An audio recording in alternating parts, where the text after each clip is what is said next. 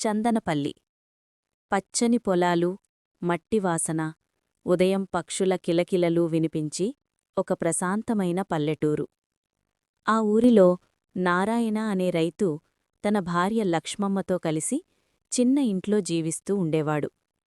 నారాయణకు 3 ఎకరాల పొలముంది. అది అతని జీవితమే. కాని ఆ సంవత్సరం వర్షాలు సరిగా పడలేదు. విత్తనాలు మొలకెత్తలేదు. పంట చేతికి రాలేదు. అప్పులు పెరిగాయి. ఇంటి అవసరాలు రోజురోజుకీ భారంగా మారాయి. నారాయణ బయటకు గట్టిగా చెప్పకపోయినా అతని మనసులో భయం పెరుగుతూనే ఉంది.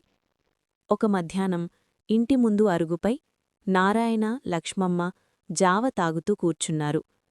ఆ జావలో రుచిలేదు, కాని ఆకలి ఉంది.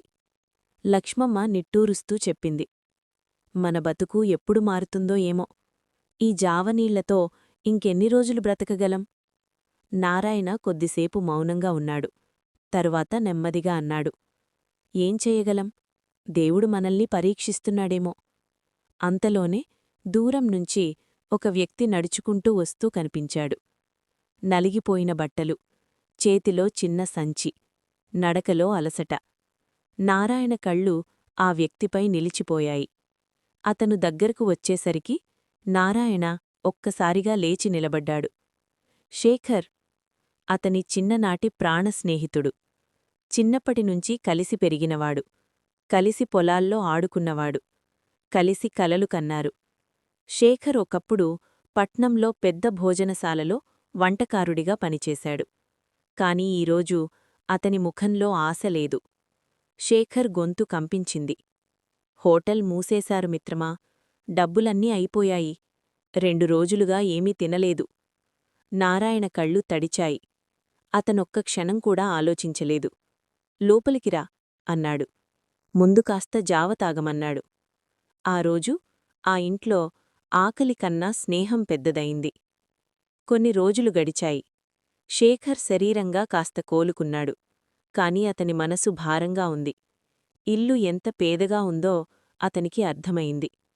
ఒకరోజు నారాయణ, లక్ష్మమ్మ కూలిపనికి వెళ్లారు.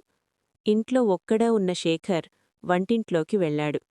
అక్కడ ఉన్నవి కొన్ని సొరకాయలు, ఉల్లిపాయలు, పచ్చిమిర్చి, కొద్దిగా బియ్యం, పప్పు. శేఖర్ వాటిని చూసి నవ్వాడు. వంట మొదలుపెట్టాడు. కూరగాయలు కాదు, అతని మనసులో కృతజ్ఞత ఉంది. సాయంత్రం నారాయణ, లక్ష్మమ్మ ఇంటి దగ్గరకు రాగానే అద్భుతమైన వాసన తగిలింది. ఆ వాసన వాళ్ల ఇంట్లోనించే వస్తోంది. లోపలికి వెళ్లగానే వేడివేడి అన్నం, సాధారణమైన కూరలు, కాని అసాధారణమైన రుచి. మొదటి ముద్దే నారాయణ్ను ఆశ్చర్యపరిచింది. అది వంట కాదు, అది ప్రేమ, అది స్నేహం. ఆ రుచి లక్ష్మమ్మ మనసులో ఒక కొత్త ఆలోచనను నాటింది. ఈ రుచితో మన జీవితం ఎందుకు మారకూడదు?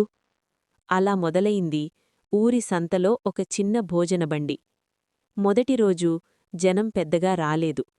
రెండో రోజు వాసన వాళ్లను ఆపింది. ఒక్క ముద్ద, ఇంకో ముద్ద. చూస్తుండంగానే ఆ బండి దగ్గర జనం గుమిగూడారు. కొన్ని అపవాదాలు వచ్చాయి, కొన్ని అపోహలు పుట్టాయి. కాని నమ్మకం నిలిచింది.